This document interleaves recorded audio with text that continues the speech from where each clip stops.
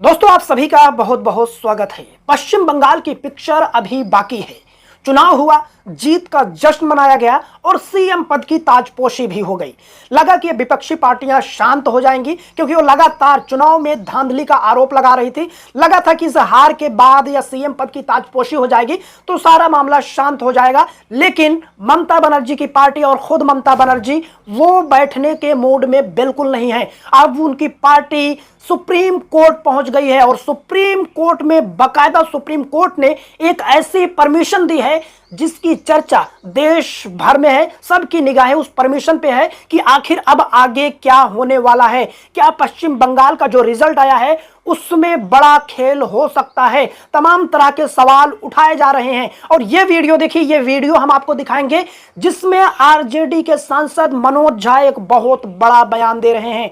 ऐसा बयान जिससे अगर जिसको फॉलो किया गया तो देश में भूचाल मच जाएगा, सियासी गलियारों में भूचाल आना तय है। तो मनोज झा ने क्या कुछ कहा है वो बताएंगे, लेकिन सबसे पहले ये हेडलाइंस देखिए। टीएमसी 31 सीटों के नतीजों के खिलाफ सुप्रीम कोर्ट पहुंची। कहा यहां जीत का अंतर एसआईआर में कटे वोटों से कम। कोर्ट बोला नई याचिकाएं लगाएं। तो साफ साफ 1, 2, 4, 10 सीटों का मामला नहीं है, 31 सीटों का मामला है। और यहां पर कहा गया है कि इन विधानसभा सीटों में जितने वोट एसआईआर के जरिए काटे गए उससे कहीं कम हार जीत का अंतर है। यह मामला यकीनन बहुत बड़ा हो जाता है। देखिए पूरी खबर क्या है। पूरी खबर यह है कि पश्चिम बंगाल में मतदाता सूची के विशेष गहन पुनरीक्षण यानी एसआईआर के दौरान काटे गए वोटों के मुकाबले विधानसभा सीटों में जीत के कम अंतर को लेकर सुप्रीम कोर्ट में नई याचिकाएं दाखिल की जा सकती हैं।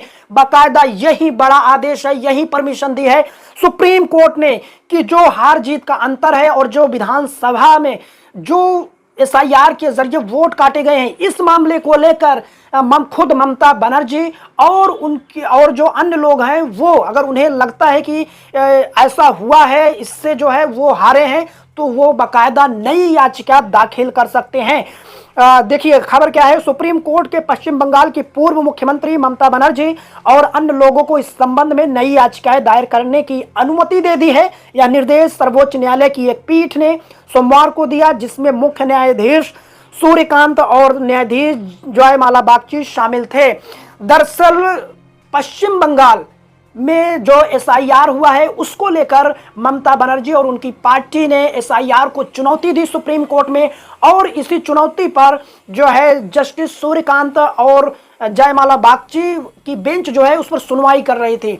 और 31 सीटों का मामला बताया गया कि वरिष्ठ अधिवक्ता हैं और तृणमूल कांग्रेस टीएमसी के सांसद कल्याण बनर्जी ने अदालत में यह दलील दी कि राज्य की 31 विधानसभा सीटों पर जीत का जो अंतर है वो मतदाता सूची से हटाई गई वोटों की संख्या से कम रहा है। उन्होंने बकायदा एक एग्जाम्पल दिया, एक उदाहरण भी दिया। उन्होंने कहा कि हमारे कैंडिडेट है जो 862 वोटों से हार गया, लेकिन उसकी विधानसभा सीट पर जो है 5000 से ज्यादा वोट जो है वो काट लिए गए एसआईआर के जरिए।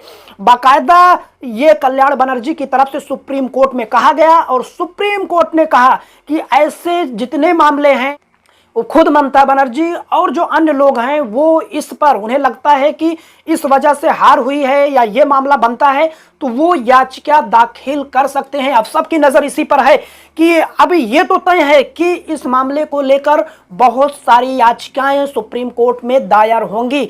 अब जो देखने वाली बात है कि आखिर सुप्रीम कोर्ट इस पर क्या रुख अपनाता है। दोस्तों इतना ही नहीं, टीएमसी ने कहा कि तृणमूल और भाजपा के बीच वोटों का अंतर लगभग 32 लाख है, जबकि निष्कासन के खिलाफ 35 लाख से अधिक आवेदन अभी भी लंबित हैं। टीएमसी कह रही है, वो दलील दे रही है कि 32 लाख वोटों से हम हारे हैं। पूरा पश्चिम बंगाल जो है वो 32 लाख वोटों से हारे हैं, लेकिन 35 लाख जो वोटर हैं उनके आवेदन पेंडिंग है कि हम हैं, हमारा नाम जोड़ा जाए, लेकिन नहीं जोड़ा गया। तो इस मामले को लेकर आप सभी को पता होगा कि 90.8 लाख वोटर जो है वो पश्चिम बंगाल में जो है वो एसआईआर के जरिए हटाए गए। फिर 27 लाख का मामला आया, लेकिन टीएमसी कह रही है कि 35 लाख जो है, 35 लाख वोटर ऐसे जो हैं जो आवेदन जो है उनका लंबित पड़ा हुआ है। तो यह मामला पूरी तरीके से बढ़ चुका है। अब बाकायदा सुप्रीम कोर्ट ने आदेश दे दिया है, परमिशन दे दिया है कि खुद ममता बनर्जी और जिन्हें लगता है और जो अन्य लोग हैं वो याचिका दायर कर सकते हैं कि जो आपके एसआईआर के जरिए नाम काटे गए हैं, जो हार जीत का अंतर है, अगर ऐसा मामला बनता है तो आप सुप्रीम कोर्ट में याचिका दायर कर सकते हैं। इस पर सुनवाई होगी। अब देखना है कि इस पर सुप्रीम कोर्ट का रुख क्या होता है। अब बात जो है आरजेडी सांसद मनोज झा के उस बयान की, जिसकी खूब चर्चा हो रही है। सबसे पहले दोस्तों आप बयान सुनिए। चुनाव हार रहे हैं।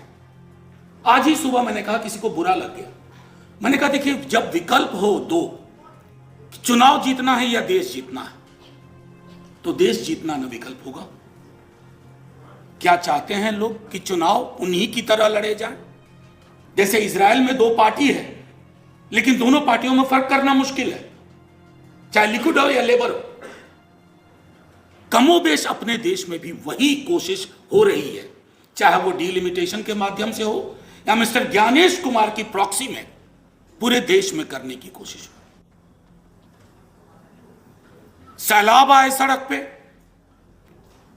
और सड़क के आदेश पर विपक्षी पार्टियां चुनाव लड़ने से इनकार करते हैं। हम चुनाव ही नहीं लड़ेंगे, तो शायद कोई संभावना है।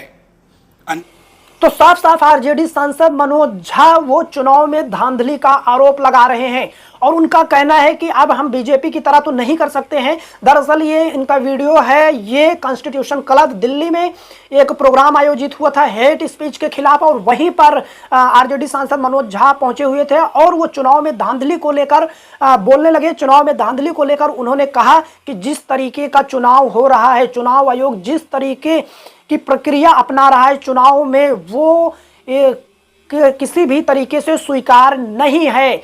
लेकिन अब चुनाव में किया क्या जा सकता है। उनका कहना है कि जनता सड़कों पर आए, जनता बड़ी तादाद में सैलाब उमड़े और जनता के कहने पर, जनता के आदेश पर सभी विपक्षी पार्टी जो है वो चुनाव का बहिष्कार करें, तभी कुछ हो सकता है। तो बहुत बड़ा बयान दोस्तों। अब इस पूरे मामले को लेकर दोस्तों आप क्या कहना चाहते हैं? क्या पश्चिम बंगाल की लड़ाई जो है वो अभी आगे बढ़ेगी? क्या सुप्रीम कोर्ट से कुछ ऐसा हो सकता है जिससे पश्चिम बंगाल में फिर से चुनाव हो या कुछ सीटों पर चुनाव हो? क्या कुछ हो सकता है? आपको क्या लगता है? अपनी राय कमेंट बॉक्स में जरूर बताएं।